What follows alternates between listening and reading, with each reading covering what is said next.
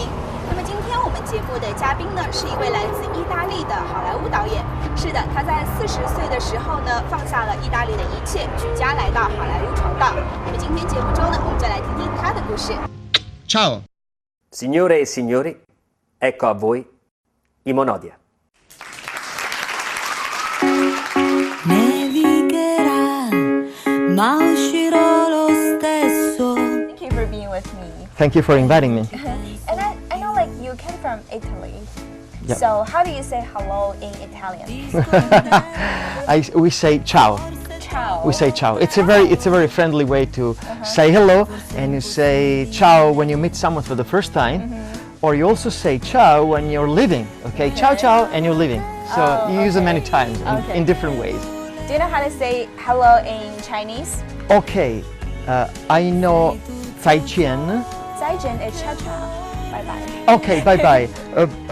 I know il i san ce liu qi pa de je. Almost there. And I know 谢谢 Okay. when you say thank you. Yes. That's my Chinese. Oh, okay. Unfortunately, I don't know how to say ciao. You can teach me. Yeah, sure. That's 你好. Oh, yeah. Ni hao. Yes. Ni hao. Okay. Chiamerai, tanto fa lo stesso.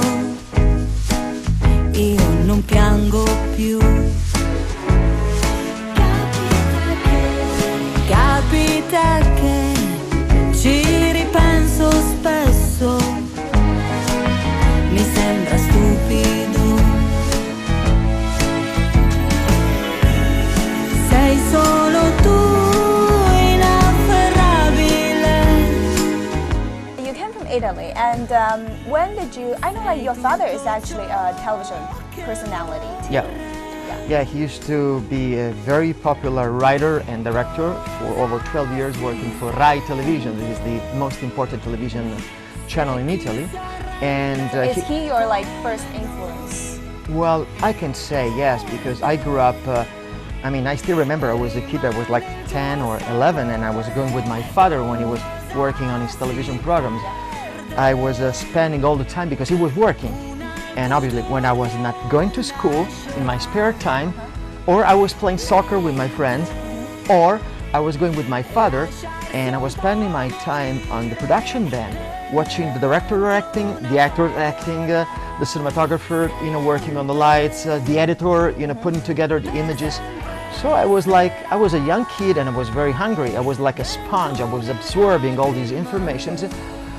And finally, I fell in love with this job. So probably it's because of my father's job that I started loving, this industry.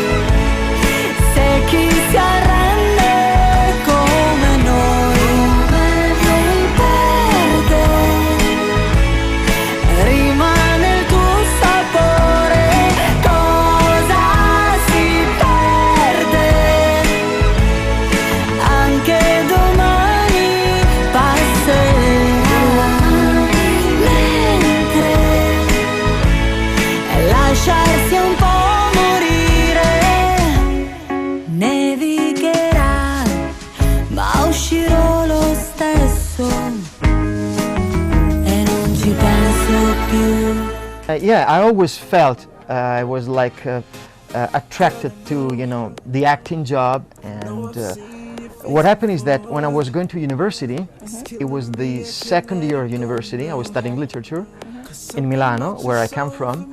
I met a friend of mine.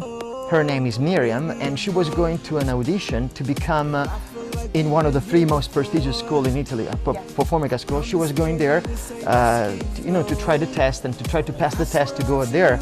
So I was like, yeah, let me come with you, and maybe I want to see the environment. I applied for the test, and I've been taken, and she's not. Oh. So that's always the story. And it's true, really. It's unbelievable, but it's true. So I attended at school. So I started as an actor. I've been acting for many years. And then I felt the urge and the passion to write and to direct my own things. So I slowly and little by little I became a director myself. You've been on the stage of a theater like for quite a few years, right? Oh yeah, let's say from 1991 to 2003. Yeah. Working either as a director and an actor and writer. Okay. So I've been on the stage until 2003, probably, yeah. So is this the reason why you also kind of own a theater, kind of create a theater, in other words? Yeah, you're right, absolutely. And I bought that place in Italy. It was a beautiful place. It was a beautiful theater. And my wife and I, we bought a place, not just obviously to perform ourselves and to put on the stage the thing that I was writing, I was working on, but also to give the possibility and the chance to many young directors, actors and writers. And that's what we've done for many years.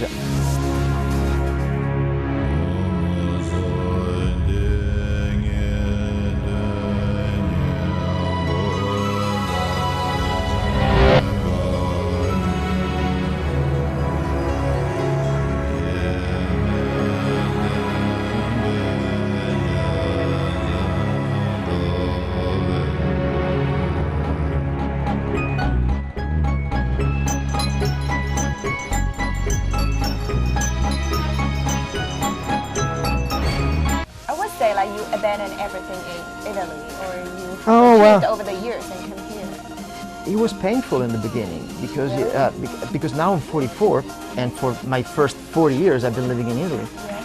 So I had my reputation there, I had my company, I had my friends, my relatives, and honestly, all the beauty and the art and the literature that I used to have there. So you abandon a place that you basically love, and I don't want to look like, but honestly, the only thing for which I will never forgive the people with which I had to make compromises and I didn't, I will never ever forgive them for that reason in particular.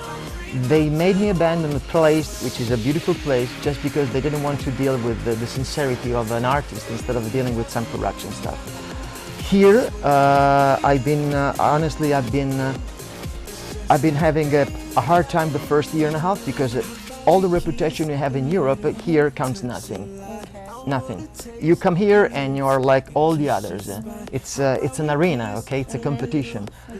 But if you had the guts, you know what I mean? If you are strong enough to show who you are with with no prejudice and no fears, I believe that sooner or later you can really make it like I'm doing right now with my wife. Yeah.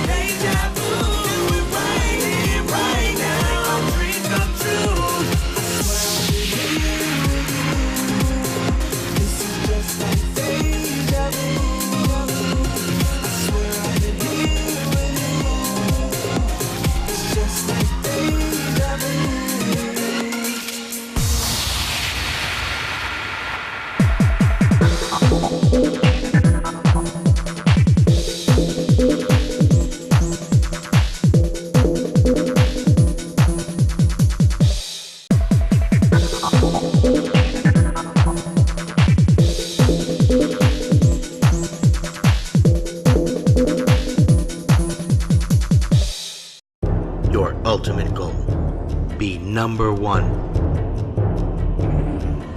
But you can't always win. Sometimes defeat is the only path to victory.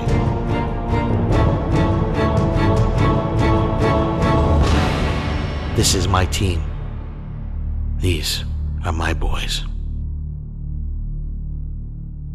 like backward. Oh yeah. Yes, because you direct, you wrote the story, and you compose music to it. So Well, I like my iconic.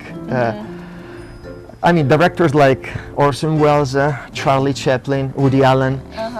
They all write, direct, sometimes also act in their own movies, and or even Clint Eastwood. They also compose the music for the movies. Now, I know it sounds really cocky. It sounds very, very arrogant. Oh, you're doing everything. Yeah, you just want to be the. I know it sounds like that. Okay, it sounds like you want to do everything on your own. I got it, and maybe it's like that. You know, I was talking with some friends of mine a few days ago, and we were laughing about the fact that I do believe that all the directors in the world, they all suffer of a very particular kind of complex. It's called the complex of God. You want to be like God because God created the world, He created the universe, and He created everything, okay? Now, you don't like reality as it is, so you want to create your own world with your own rules, with your own people, and that's the complex of God. So you're trying desperately to imitate God.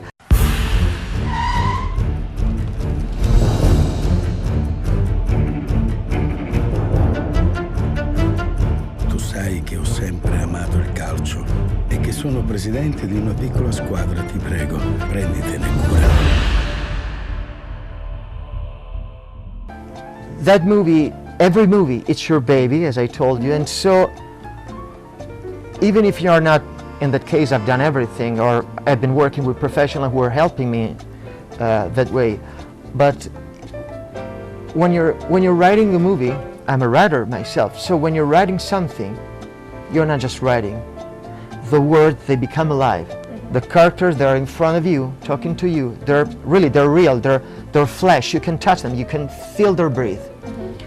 So when you see any frame of your movie that you're writing, you also hear music. You see everything. So when you're working on a set, you already know where all of those things are gonna end in post-production. So sometimes it's just because you have a precise idea of what's happening even before you're shooting everything. Obviously, what is the only variable, what is the only unpredicted element? The actors, which are the most important element in your movie. Because to choose the right cast, trust me, it's going to be the 50 or even the 60% of your movie done. You can be the greatest director in the world, but if you have the right cast and the right actors, trust me, it's going to be a nightmare. So it's your work plus the actors work together. It's going to be melting together. And really, there's a point, trust me, there's a point in which you don't even realize where your job is ending and someone else's job is starting. So I'm telling you, I know it sounds like I want to do everything by myself, but on the other side, if I wanted to control everything like writing, directing and composing, it's just because I had a precise idea and I tried as much as I could to transform that idea into something that people can enjoy in a theater. Okay. Yes. Yeah. Definitely. Can you want every character to be the best as you like imagine? Definitely. And try to push them to give the best. Really, it's their job. My job is just to stay silent, give them some indication, be there if they never need me, if they ever need me, be there for them, but then they're gonna be alone. It's their moment, and I just have to capture the moment. Still any glance of an eye, any movement of the hand, or any breath, anything. Good directors, they're thieves. I'm not kidding. They're stealing everything. Everything that the actors are doing, they're steal everything. A moment, a kiss, a cry, a tear, everything. We steal everything, and we try to transform everything into a feature film.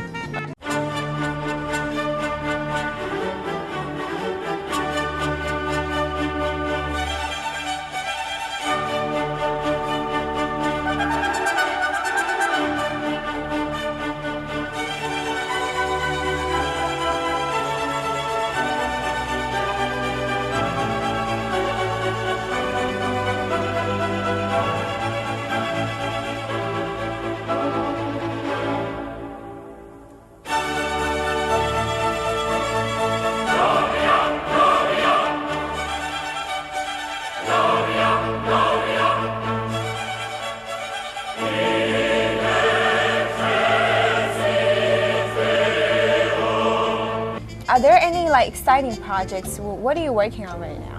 Oh, I'm working on a sitcom. It's a TV series. It's a brand new one. It's called Bruna in Beverly Hills. And it's a very funny story about a woman. She arrives from Italy. Okay. It's the same story because of corruption and everything. Whatever, she comes to the United States and she's running from something. She's running away from something which we don't know in the beginning. We will find it out during the series. And she comes here, and she comes here with you know, all her dreams and hopes. And she ends up working in a house. Okay, she's a kind of housekeeper. But she's still Italian, she's passionate, and she brings a kind of revolution. So she's an Italian woman working for an American family, and this friction generates a lot of fun and comedic, you know, situations. Okay. So this is the TV series.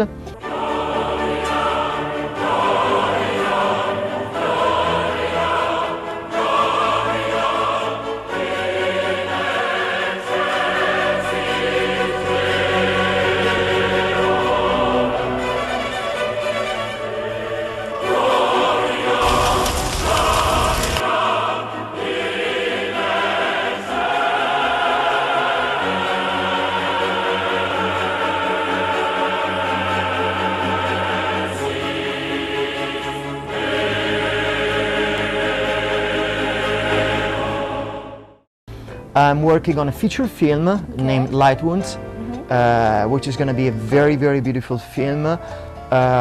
It's a very intense story, and it talks about a young guy. It's a true story, actually. Okay. And the guy that we inspired the story to he's still alive right now.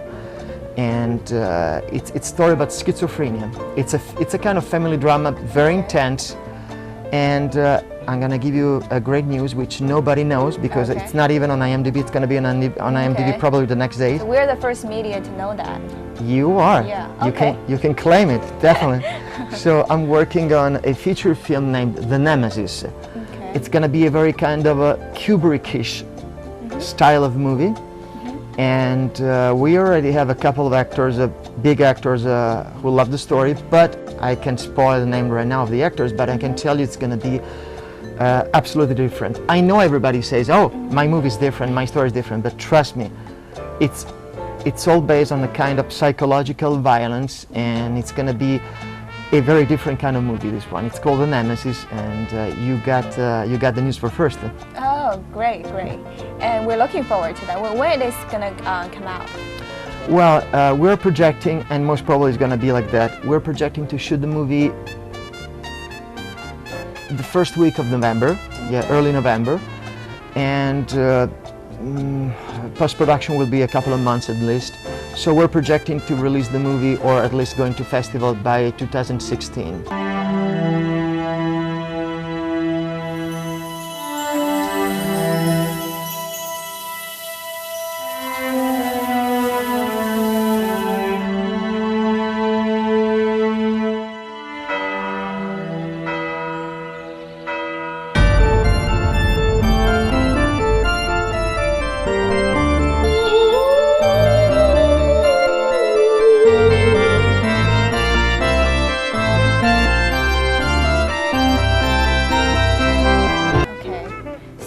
Is there any challenge that you still want to take? Oh, that's a good question, because I took many challenges in my life. I've done boxing for 10 years, so I also took the challenge of sure, yeah, definitely. It's wonderful. I mean, when you're in the ring, it's just you and your enemy, and you have to fight. You don't have a place to escape. Okay, it's just facing your fears. And trust me, being on the ring is the most fearful experience you can have in your life. Like, why I'm here? Why do I have to punch the guy? So trust me. So I've tried many challenges in my life. Now, people often, they confuse a challenge in your life with trying something new. The challenge I still want to have in my life, it's just one. To realize that I still feel something in this world, and I have something to say to the people in this world, in this universe. Again, when I was telling you that I don't know, I mean, I hope I'm going to be alive in 10 years, just because people don't realize that we are here in this universe temporarily. I borrow this body, everything, our life, this beautiful studio and everything. We borrow everything. It doesn't belong to us. It belongs to someone else. It's not ours. And when we expire, because all of us, we have an expiration date here, we're gonna be wherever. But as much as I am in this part of the universe, being in this body and trying to communicate with all the other human beings, I just want to feel the experience of being emotional. You understand what I mean? I want to cry, I want to laugh, I want to live as much as I can, very deeply, every moment of my life. That's the only challenge. Trust me, this is the most important challenge in your life. More than, doing bumpy jumping, which I would love to, or some other dangerous things that I've done in my life. It's more than anything else. That's the greatest challenge, to have something to say in 10 years. Because people, maybe in 10 years you're gonna feel dry. You understand what I mean? You are afraid, you have nothing to say anymore to the audience, you don't feel an inspiration anymore. I hope that in 10 years, my challenge is that I still have something to say. That's my challenge.